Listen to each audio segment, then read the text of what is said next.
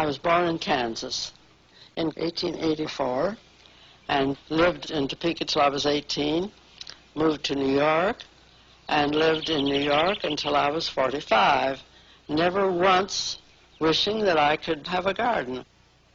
Then my husband, we had been married just a few months, and he said, would you like to live in the country? And without even knowing that I would, I said, oh, yes. And he bought this place, and we hadn't been here more than 10 minutes, so I wasn't out there looking at the lilac bush and the apple trees and so on. And immediately, I got thrilled about gardening. Knew nothing about it. Had a place twice too big, plowed up, and my brother and one or two other people told me what to do, and I did it for almost 15 years, according to the way everybody else was doing it, with commercial fertilizer and poison spray and plowing. Hired a man to come and plow, and the plowman was always late, and I was always dying to get out there and get things in earlier than I could. Now, this is how this happened, the way I garden now.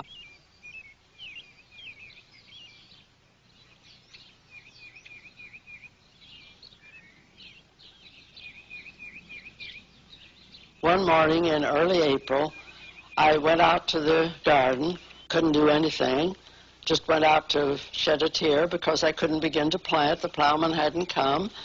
I walked over to the asparagus, and I said, we don't have to plow for you. Why do we have to plow for the other vegetables? And the asparagus said, you don't. Go ahead and plant. If the asparagus had said that to anybody with any sense, they wouldn't have paid any attention. They would have said, well, you're a perennial, because asparagus, like a tree or like a rose bush, just comes up every year. But anyway, since I wasn't very smart, I just ran and got my seeds and planted them, and that's been going on for 35 years. I never had a plowman again.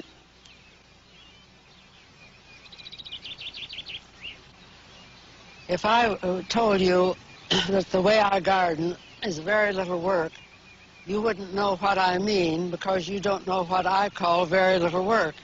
You might think that I meant I only work 6 hours a day instead of 12. So I'm going to tell you exactly how I garden. I have a vegetable garden, 45 by 50, in which I grow vegetables for 2 people all the year round. I'm sorry to make you jealous, but I haven't been in a supermarket for at least 14 years. I grow all the vegetables for the 2 of us, freeze the surplus, and do all of that work myself. I have a few flower beds, not big ones, but a few. I do all that work. I do all of my housework, my cooking, and I answer a terrible lot of mail, and I never do any of this after 11 o'clock in the morning. Now, the hands go up. Your hands are going to go up and ask me what time I get up, and my answer to that is somewhere between 6 and 8, according to when I feel like it and when I want to. And the first thing is a long, leisurely breakfast, Roman style, stretched out on the couch. But I'm all through with all of this after 11 o'clock in the morning. The reason is that I never plow or spade or cultivate or weed or hoe or use a fertilizer or use a poison spray or use a compost pile or water. I just plant and pick. The reason that I can do all this is because I keep my ground covered all year long on hay, mulch, which rots, fertilizes the ground, keeps down the weeds, keeps the ground soft, and that's all there is to it.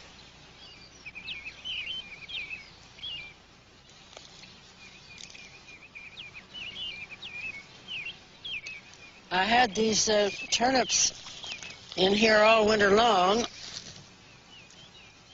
and I've picked most of them. They look awfully little, but that's because I picked all the big ones. But there are a few left. We'll eat those. And now we'll put in a row of parsley and a row of dill.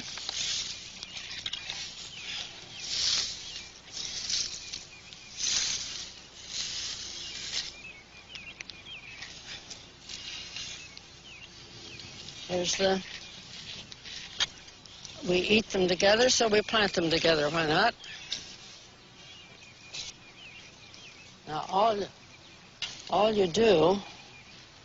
I do anyway, just sprinkle the seeds.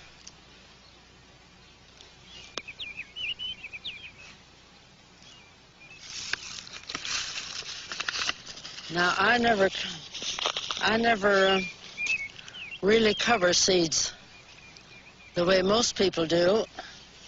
Little seeds like this, I just pat the row a little bit, and they're planted.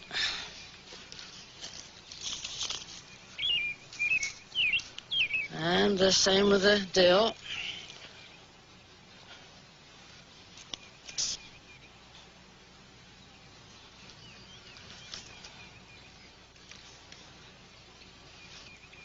Since weed seeds can come up all over your garden without your fooling around planting them, I don't see why the other things can't too. So now they're planted. That's it for the parsley and dill. Now I'm going to plant some potatoes.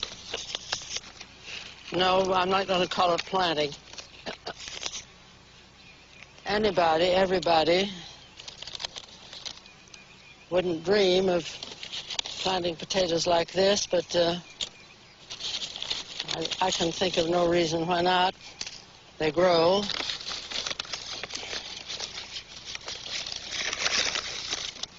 They come up and you get potatoes, and I guess that's what you want when you plant potatoes, is potatoes. Well, those are a little too close.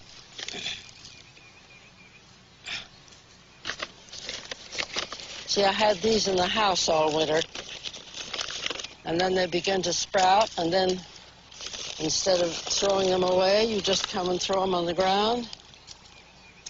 And later on in the year, you come out and pick some potatoes. It's very simple.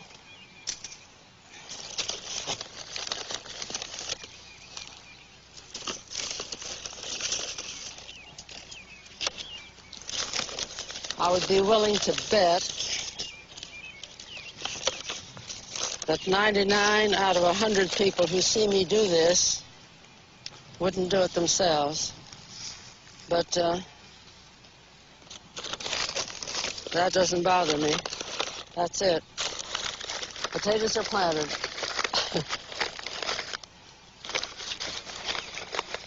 We're through with that job. Get some hay on top of those potatoes. Otherwise, they would just lie there and die. And we don't want them to die, so we'll do this.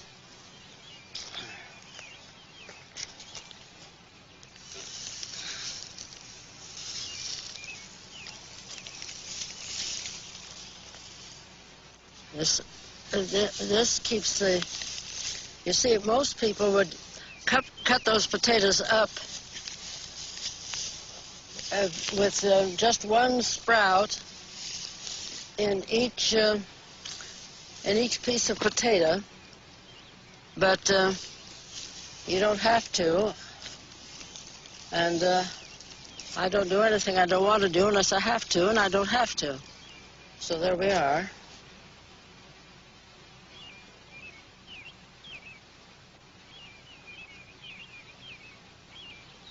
I'm covering these potatoes because if I didn't, the sun would just bake them and they would die. I just keep the sun off of them, and they will grow right through the hay. You can't do this with the hard hay, or they couldn't get through. I never put any hay on top of seeds. The hay around the garden is for two things. The main thing is to fertilize your soil, but the other thing that the hay does is keep your ground moist. In all of the over 35 years that I have planted this way, I have never had to water once. As I plant all my seeds now, I take just a little cottonseed meal and sprinkle it right with the seeds. Just in case it does rain too much, cottonseed meal supplies the nitrogen that plants have got to have.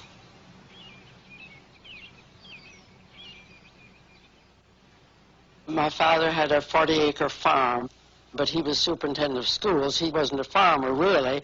However, he sold a few things like strawberries and so on.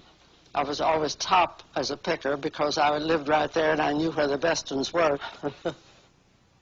My mother was a person who never told her 9 children what to do and what not to do. And she said, I just pay attention to my inner voice, and since I wouldn't think of doing anything that somebody else tells me, how on earth could I be so unfair as to go around telling anybody else what to do? Thee follow thy inner voice, and I'll follow mine. My father was not as noticeable that way as my mother, but he also didn't interfere.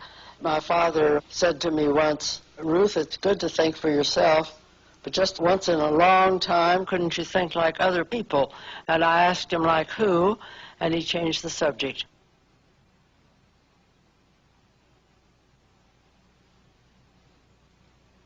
My mother never scolded. But she had tricks. She could protect herself. For instance, she loved to read.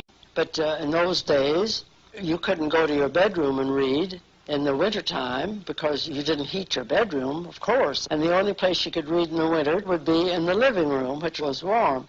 With 9 children, don't tell me that you could sit there and read for a few hours and not have some of the children come in and interrupt you, you see. But she had her little trick. She'd sit down to read, and she'd have a basin of very cold water right there by her side with a washcloth in it. And if any of us would come in to ask her something, she would just say, oh, come here, come closer, dear. I didn't hear what you said. What did you... Oh, honey, your face is dirty. Do you think we'd go near when that basin of water was there? No, indeed.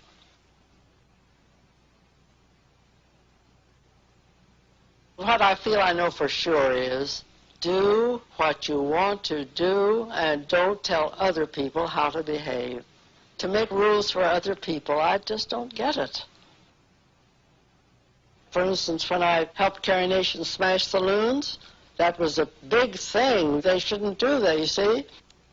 Well, now when I take a drink, I say, forgive me, Carrie Nation, I've got to have a little drink.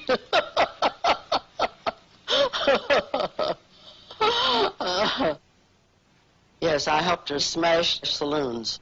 Carrie Nation was a woman who lived in Kansas, and in Kansas it was against the law to sell liquor. And she went around to places and came to Topeka, where we lived. She would get a group of people together, mostly women, and they would go to a drugstore or someplace which was illegally selling liquor. By the way, I was 16 years old. It was in 1900. And this crowd of women gathered at the State House and then walked down the street. And, of course, the policeman knew Carrie Nation was in town, so they kind of followed us. And Carrie Nation went up to this drugstore, which she had found out was selling liquor illegally. And she smashed one of the big panes in front, and I went and smashed the other one. And the policeman came up and arrested Carrie Nation and broke my heart. They didn't arrest me. I had to go home and go to Sunday school.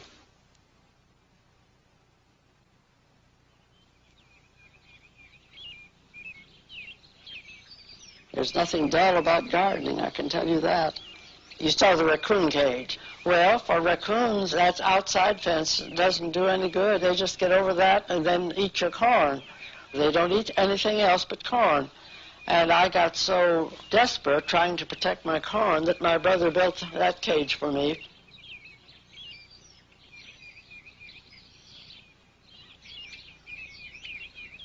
I don't know whether I told you how I finished one of my articles about the raccoons.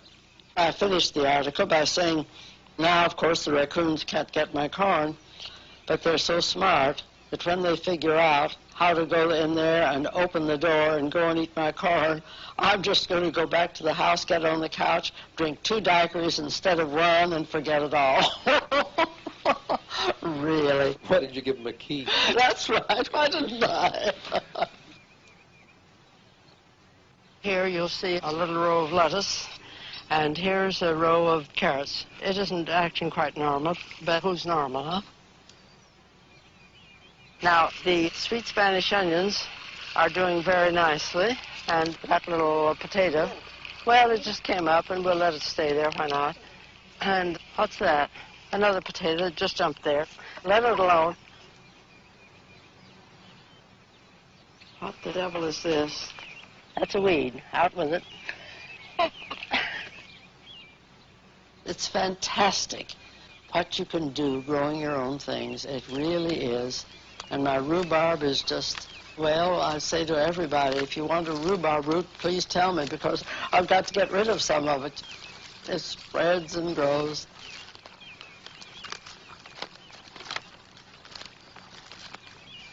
Now, I don't know how many people are interested in soybeans, but they are full of protein, as I guess we know. But almost nobody grows soybeans, because if you go and buy soybeans in a market, they don't taste very good. But if you grow your own soybeans, they are absolutely delicious. I've had 7,000 people from every state in Canada to come and look at the garden. I keep a book where they write their names, you see. I'll tell you right now, my husband has been dead for 15 years, and living alone like this, I don't know what on earth I would do if I didn't have this garden thing to write about, to help people with, to talk to garden clubs. I don't know how I could feel that I was doing anything that made it necessary for me to stay alive.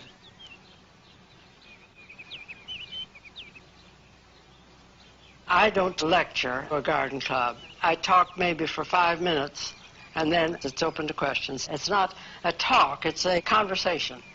I don't think I could have gone through it year after year, getting up, yap, yap, yap, yap, yap, yap, yap, you know, trying to say the same old thing over and over. When they ask me what I charge, I say, whatever you give your most highly paid speaker. That sounds conceited, but it is because I found out that they give the highest amount to people who tell you how to put flowers in a vase, and I've got something more important to tell you than that. That's an art in Japan. What, dear? Flower arranging is an art in Japan. In Japan. Well, it would never, never occur to me to tell any other grown human being how to put some flowers in a vase.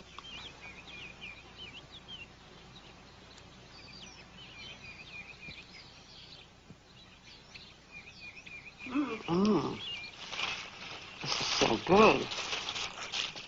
I bet you're an awfully good cook, are you? This is so good. These are awfully good. This is delicious.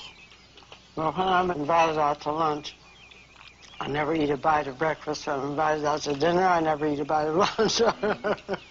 I like to be nice and hungry. We'd like more wine. Not too much. Thank you. That's fine. I think we're all going to get a little high on this wine. I'm a little high already.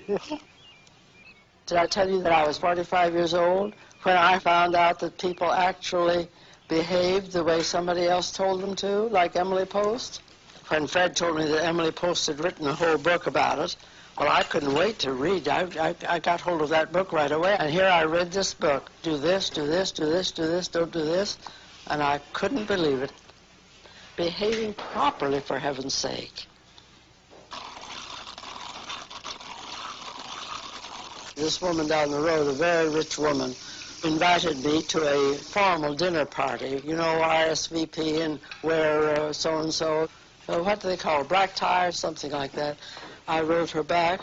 I liked her, but I said, I'm sorry I can't come to your party because if I did, I would embarrass you.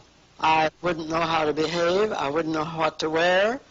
I would do all the wrong things, and you would be upset, and I thought that would finish me with her.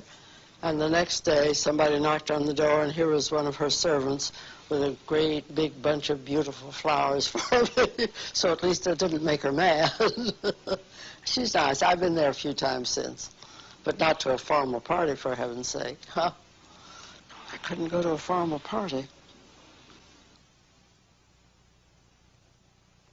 I loved my husband very, very much. I really mean it when I say that I'm sure that he is the only man in the world who could have stood staying married to me, because I always was out of order. I mean, the things I did, I would go down there to garden, and the minute I got down there, I would take off all my clothes and garden naked. I've always loved the air on my body. And I never said a word to Fred about it one way or the other. It never occurred to me to mention it to him. And I came back every evening around 5 o'clock and put my clothes on before I came back. And one day I came back at 6. And Fred was out in the barn doing his stuff. He made all these wooden things and so on. And shortly after I got in, he came in and he said, "Oh, you worked longer today, didn't you?" I said, "But how did you know?" I was just curious how he happened to know. And he said, "It was easy. As a rule, as the cars go along the road, after 5 o'clock, they just go on. But up until 5 o'clock, they kind of go very slowly, and then you look down where you're gardening." So I knew that you didn't come up until 6, because up until 6, they still stopped.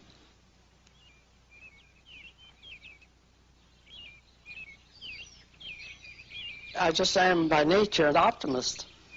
The pleasant idea comes instead of the depressing one. I couldn't admire anybody any more than I admired my grandfather. He always knew exactly the right thing to do and to say with everybody. I don't mean correct thing, of course. I mean the helpful thing. My oldest brother had a dog that he was crazy about, and the dog died. My 2 oldest brothers were out where I could see them from the window burying the dog, and the tears were rolling down my cheeks because I was sorry for my brother. And my grandfather came in the room, and he saw what was going on, and he said, "Oh, come here, Ruth, I want to show you something." He took me over to the other side of the room, and he said, "Here's the rose bush that you planted yourself, and look, it has a flower on it. You can go out and pick a flower off of your own rose bush." I started out, and he put his arm around me, and he said, "Thee was looking out of the wrong window, dear."